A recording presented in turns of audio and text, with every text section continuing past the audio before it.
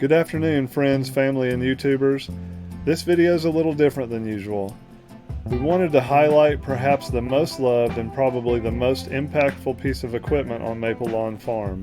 It's the 1951 Ferguson TO-20. The cost of these tractors new was around $1,000. I often think about how our family farm might go from horse and mule in the 1800s to tractors in the 1900s to tractors with cabs in the late 1900s, to GPS controlled in the 2000s, and now to drones and potentially automation. And our little Ferguson has played a crucial role in that transition for over 70 years. The rest of the video is a phone call that I had with my dad and my brother, who's the primary operator of the farm. We discussed the TO-20, some of the history, and some of our favorite things about the tractor. Hey Chris, hey Dad. So I told Dad that I used ChatGPT to generate some questions and topics for the Ferguson. Oh boy. And I asked it what is significant about a Ferguson TO-20, and ChatGPT said the Ferguson TO-20 holds historical significance in the world of tractors. It was one of the first mass-produced tractors incorporating the innovative three-point hitch system developed by Harry Ferguson. Yeah. The system revolutionized agriculture by improving traction, plowing efficiency, and implement attachment. The TO-20, produced in the late 1940s, played a crucial role in the transition from horse-drawn to mechanized farming, contributing to the agricultural advancements of its time. Its design and features have made it classic and sought-after antique tractor for collectors and enthusiasts. So what year did that Ferguson get on the farm? Was it bought new? Yes. Oh, it was. Wow. Do you remember, was it bought when you were alive? Yeah. Oh. Where was it bought at? Reese and Smith. Reese and Smith? Yeah, they had a business on the corner of Reese and Reese Road, or whatever it's called now. Oh, wow. That's really cool. That's hard to picture. Did they have a bunch of tractors sitting up there? I don't think it would have been a mail order type of a thing. I think they were like an authorized dealer or something. Were you there? Do you remember the day that the first day that it was on the farm? No. See, I was like 6 or 7 or 8 or something like that. Oh. So, what's your first memory of using the Ferguson or seeing the Ferguson? when I was 9, one day, Daddy let me drive it down there, and Mother kind of had a fit about it that he let me drive it down there on the road. The other thing, a 3-point was a big deal. Like Chat said that Harry Ferguson was the inventor of it or whatever. But it wasn't long after that, almost everybody had them. And another first memory is plowing with it. It was wildly easier to drive and plow than the other thing that Daddy had at the time when I first started, which also would have been like 9 or 10 or something like that, was a 3-wheel tricycle tractor John Deere with a trip plow on it. And it was you needed 4 hands to actually run it anyway. But anyway, it was way easier to run than it. And the 3-point, you just lifted it up and took off. You know, you didn't have to, you could back up. Yeah. That was one of them pull plows, you couldn't back up. I mean, you could back up, but it would just go penny pompous or whatever. Yeah. And it was a way easier, but it was a small tractor, of course. So it was way easier, but was it plowing any faster than the others? No, they run about the same speed. I mean, you could walk while it was plowing in second gear or whatever. Oh yeah, Chris, you've got a new plow on the farm for the Ferguson now, don't you? I was holding one for Willie. Oh, okay. It's a disc plow though, instead of a moldboard plow. Oh, okay. That original one isn't still on the farm, is it? Well, it's still in our possession, but it's not on the farm right now. It's down at Johnny's. We've been using it because we hardly ever used it up here. If I needed to do the garden, I just hooked the 40-20 up to the international plow. And did you get is there another implement sitting around there somewhere, I think, for the Ferguson? There's more than that. Grandpa had the original drag, Harrigator, I guess it would be called Arrow. hitch back there. And since then, I bought a drag disc, which is Ferguson. You hooked it to the 3-point hitch, and so when the hitch was up in the air, it made the discs straight, so they just rolled along behind you, kind of. I mean, they still cut a little bit, but they trailed the tractor straight so that they didn't roll the dirt over. Yeah. And then when you let the hitch down, it squeezed it together, which bent out the angle, made it start turning. And then, of course, I have the mounted Ferguson disc is over at the 3-point mounted one is at Gary's. Oh. And then that rake that's right there on the other side of the concrete is a Ferguson rake too. What's your earliest memory of the Ferguson? I remember the earliest I remember was driving it in the snow for something, but I don't remember what it was for. I think we were cutting wood or something. But the earliest memory I have of it riding was riding back to feed the pigs at the well tree back in the middle of the field after a big rain, and I was riding on the fender and Grandpa was driving. We hauled the auger wagon back there with the feed in it. When you came down off the ridge toward the well, we had to drive through a bunch of water that was standing on the field. And so you could just see the water flowing underneath, you couldn't see the ground. Mm-hmm.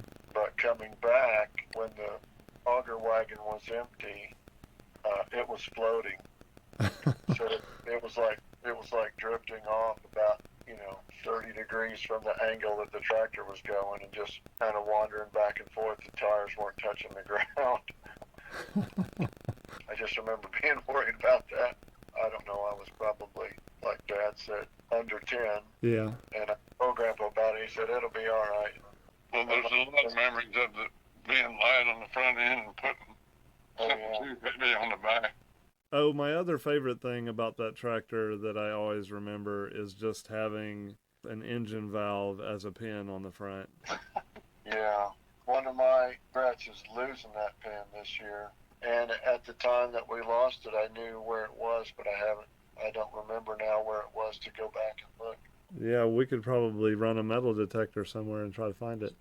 I also remember, I don't remember what year it was, but sometime when I was young, I remember probably not fussed at, but being like chastised for using that pin too much when I shouldn't have. I think I just liked to use it because of how easy it was, but obviously not thinking about the fact that that tiny little valve wasn't rated to hold whatever load I was using it for. Right, for the grain wagons or anything. Yeah, I probably just grabbed it and stuck it in the deer or something like that and took off. So I don't think any restoration has been done, but in terms of repairs, what's the history of that tractor and the engine? Has it been rebuilt or? I can remember one time Stone Brothers did it, and I don't know that I was there, but I remember Grandpa talking about it. I know Grandpa's worked on it before, but that's the only time I remember he had somebody else do it. I don't know if they sent the head off or what, but they did a valve job on it. So if it's been around since the 40s, how many sets of tires do you think have been on that tractor? No, 50s. 50s. Not that many. No. I mean, it wasn't certainly by the time Chris was there, but, it in that one age John Deere plowed the whole place. Well, it never plowed the whole thing in 1 year, but, run it in the field for dawn to dark. One of the earliest fields, other than the plowing, which it got recruited in whenever we had enough people to use it, I think, when I was younger. And mostly it was baling and wagon work, hauling wagons. I don't know how many wagons to the elevator with it, but the other major jobs that I remember doing with it was drilling. And I don't know, Dad, do you remember, we used it for cultivating, it seems like a little bit. Yes, no, it was used for cultivating quite a bit. Carry hole. It's always been the most handiest thing that was ever used with it. Oh, yeah. Carry hole. When I was a kid, I think it was when they first started hauling the gravel road, or not too long after that, they didn't want anybody to drive on the road. So one Sunday we had a set of bale or something, and the four of us I guess all 6 of us went down a ditch riding in the Ferguson until we got to Reach or whatever to go to church. I'm pretty sure that was a unique occurrence with it. Talking about the attachments, the neatest ones I think was some that Daddy and Lil Wells put together. Yeah. And talking about 3-point hits, but at one time beam planters or something like they were called was like a 3-point on big tractors. But Daddy and Lil Wells converted two row horse planters into a 4-row 3-point hitch planter, and that was the first thing like that had ever been around, and it was pretty neat. That was one of my favorite things. And it was also, it had seats on it, but if you sat on it and tried to raise it up, there was good odds that you're going to raise the front of the tractor. Huh. Dad, is that the one the tree was growing through back there? Yeah, back there behind the barn. I'll send you a picture of that one too then, Luke. Okay, yeah, I was going to ask you for that. Yeah, that making implements or making things for tractors kind of reminds me of going to the Williams farm in Alabama where you guys made that dump wagon or whatever. It seems like things were always being fabricated there. That might be a whole farm story about things that have been fabricated over the years.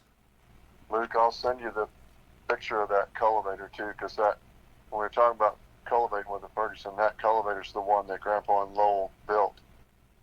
Okay. It's all made out of pipes. It's kind of hard to believe all the stuff that tractor has done. When I watch it in the video where the girls are driving it is when I really just like see that it's basically just a drivetrain with a tiny little engine, you know, on it.